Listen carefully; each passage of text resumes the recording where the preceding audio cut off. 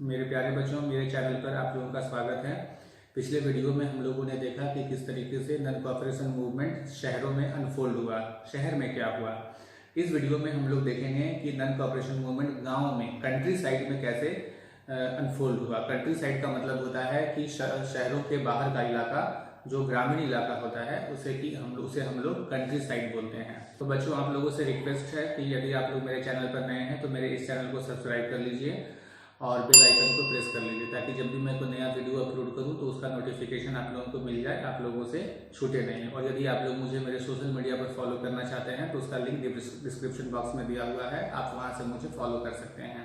ठीक है बच्चों, आइए हम लोग टेक्स्ट बुक पर चलते हैं।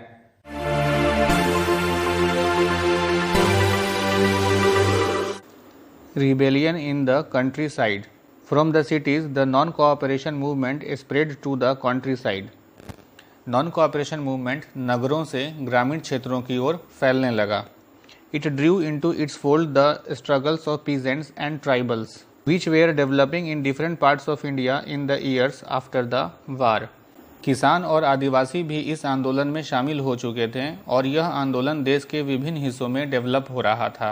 In Awadh, peasants were led by Baba Ramchandra, a sannyasi who had earlier been to Fiji as an indentured laborer. पहले इंडेंचर्ड लेबरर का मीनिंग को हम लोग समझते हैं। पहले भारत में स्पेशली यूपी और बिहार वाला जो एरिया है, यहाँ से मजदूरों को ले जाया जाता था विदेशों में, जहाँ पर अंग्रेजों का और भी जो देश है जो अंग्रेजों का गुलाम था, जैसे कि अफ्रीका था, कैरेबियन था, फिजी था, बहुत सारे देश थे इंडिया के अलावा जो अंग्रेजों के गुलाम थे। तो अंग्रेज क्या करते थे, यहाँ के लेबरर से ले जाते थे, स्पेशली यूपी बिहार के लेबर्स को ले जाते थे और बाहर विदेशों में ले जाकर के वो वहाँ पे उनसे लेबर का काम करवाते थे। और ये जो कुछ होता था, इसमें कॉन्ट्रैक्ट होता था कि आपको इतने साल तक जा करके वहाँ पर आपको लेबर का काम करना है। स्पेशली ज्यादातर ये जो कॉन्ट्रैक्ट होता था 5 साल का होता था। तो 5 साल के लिए लोग जाते थे विदेशों में और वहां पे लेबर का काम करते थे, और जब तक आपका 5 साल का कॉन्ट्रैक्ट कंप्लीट नहीं होता है आप वापस अपने गांव नहीं आ सकते हैं। इस तरह के लेबरर्स को इंडेंचर्ड लेबर बोला जाता था। तो ऐसी ही एक कहानी है यूपी की। यूपी में एक एरिया है जिसे कि अवध कहते हैं, ठीक है। तो अवध के ही एक व्यक्ति थे जिनका नाम था रामचंद्र। रामचंद्र फिजी गए थे, ठीक है। फिजी भी अंग्रेजों का एक गुलाम देश था। वहां पर अंग्रेज इन्हें ले गए थे, ले जाकर के उनको वहां पर 5 साल का इनका कॉन्ट्रैक्ट था, वहां पर इन्होंने लेबर का काम किया। जब इनका लेबर का काम खत्म हो गया, मतलब 5 साल का कॉन्ट्रैक्ट खत्म हो गया, तो ये वापस भारत आए और गांव में आकर के ये सन्यासी का जीवन व्यतीत करने लगे। इन्हें लोग बाबा रामचंद्र के नाम से जानते थे। The movement here was against talukdars and landlords who demanded from peasants exorbitantly high rents and a variety of other cesses.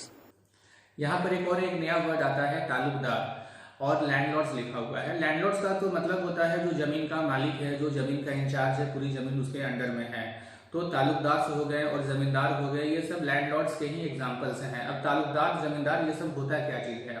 तो पहले क्या होता था कि जो नीचे में किसान होते थे या मजदूर होते थे जो खेतों पर काम करते थे, और ये लोग जो अपना टैक्स था, टैक्स जमा करते थे तालुकदार को, और तालुकदार इन लोगों से टैक्स को वसूल करके कुछ हिस्सा अपने पास रख करके जमींदार को डिपॉजिट कर दिया करता था, उसको जमा करता था।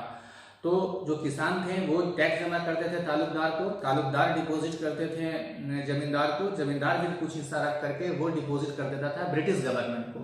तो सबसे ऊपर ब्रिटिश गवर्नमेंट, उसके नीचे जमींदार, उसके नीचे तालुकदार, और उसके नीचे जो किसान थे उन्हें टेनांट्स बोला जाता था। तो ये जो तालुकदार और जमींदार थे ये किसानों के ऊपर बहुत अत्याचार करते थे, क्योंकि इनका कोई ठीक नहीं था। जैसे कि ये जमींदार हैं या मैं जमींदार हूं, तो मैंने किसी को जमीन दे दिया कि लो तुम खेती करो इस पर, और उसकी कोई गारंटी नहीं थी। हम जब चाहे तब उससे जमीन छीन करके फिर किसी दूसरे किसान को दे सकते थे। तो इससे क्या होता था कि वो जो किसान था वो डरा हुआ रहता था कि भाई कब ये हमसे जमीन छीन लेगा, और इसलिए वो मेरी जी हुजूरी किया करता था, मतलब जमींदारों की जी हुजूरी किया करता था। और जमींदारों के यहाँ खेतों में, घरों में फ्री में बिना 1 रुपया दिए हुए उनके यहाँ पर काम करते थे ये लोग, ठीक है, जिसे कि बेगार कहा जाता है। Peasants had to do begar and work at landlords' farms without any payment. इसके अलावा किसानों और मजदूरों से जमींदार और तालुकदार अपने खेतों और घरों में काम करवाते थे और पैसा भी नहीं देते थे, जिसे बेगार कहा जाता था। As tenants, they had no security of tenure, being regularly evicted so that they could acquire no right over the leased lands. वह मजदूर या किसान जो जमींदारों से जमीन लेकर उस पर खेती करते थे, उन्हें टेनांट्स कहा जाता था। इनके पास जमीन की कोई सिक्योरिटी नहीं थी, मतलब जमींदार कभी भी किसानों से जमीन छीनकर किसी दूसरे किसान को दे दिया करते थे। The peasants movement demanded reduction of revenue, abolition of beggar and social boycott of oppressive landlords. अब यहाँ पर लोग क्या चाहते थे? यहाँ के किसान मजदूर टैक्स में कमी चाहते थे, बेगार को समाप्त करवाना चाहते थे और अत्याचारी जमींदारों का बहिष्कार चाहते थे। इनके लिए नॉन कोऑपरेशन मूवमेंट का मीनिंग यही सब चीज़ था। In many places, नाई धोबी बंद्स were organized by panchayats to deprive landlords of the services of even barbers and washermen. बहुत से जगहों पर नाई धोबी बंद का आयोजन किया गया पंचायतों के द्वारा, यानी बार्बर्स और फिशरमैन ने जमींदारों और तालुकदारों की सेवा करना छोड़ दिया। In June 1920, Jawaharlal Nehru began going around the villages in Awadh, talking to the villagers and trying to understand their grievances. 1920 में जून के महीने में जवाहरलाल नेहरू अवध के गांवों में जाकर उनके समस्याओं को समझने का प्रयास कर रहे थे। बाई अक्टूबर द अवध किसान सभा was set up headed by Jawaharlal Nehru, Baba Ramchandra and a few others. इसी वर्ष अक्टूबर के महीने तक अवध किसान सभा बनाई गई, जिसके मुखिया जवाहरलाल नेहरू और बाबा रामचंद्र जैसे लोगों को बनाया गया। Within a month, over 300 branches had been set up in villages around the region. और एक महीने के अंदर इस संस्था के 300 से अधिक ब्रांचेस खुल चुके थे। So when the non-cooperation movement began the following year, the effort of the Congress was to integrate the Awadh peasants' struggle into the wider struggle. इसलिए जब नॉन कोऑपरेशन मूवमेंट स्टार्ट हुआ तो कांग्रेस पार्टी ने इन किसानों को अपने नॉन कोऑपरेशन मूवमेंट में शामिल करने का प्रयास किया। The peasants movement, however, developed in forms that the Congress leadership was unhappy with. ये परेशान किसान नॉन कोऑपरेशन मूवमेंट में शामिल तो हो गए, लेकिन इन्होंने जो किया उससे कांग्रेस पार्टी कभी खुश नहीं थी। As the movement spread in 1921, the houses of talukdars and merchants were attacked, bazaars were looted, and grain hoards were taken over.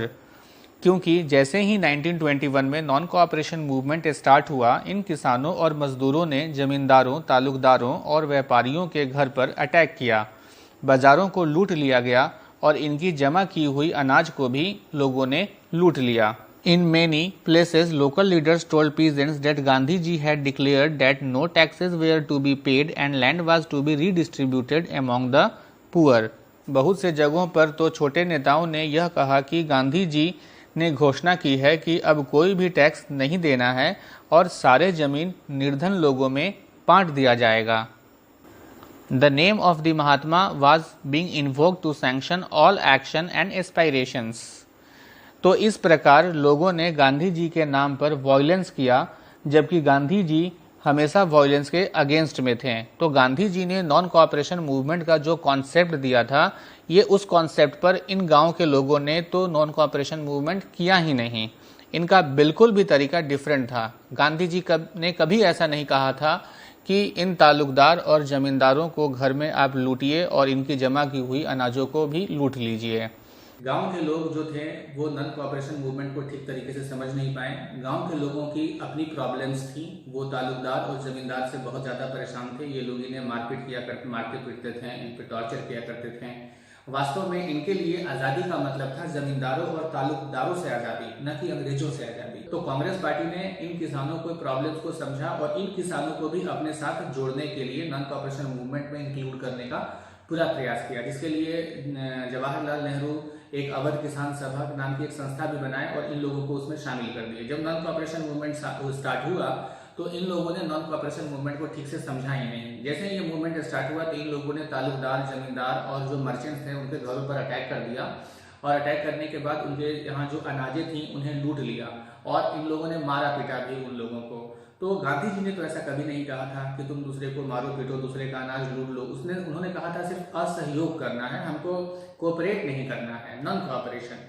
तो ये लोग उसको ठीक तरीके से समझ नहीं पाए और इससे कांग्रेस पार्टी कभी खुश नहीं थी।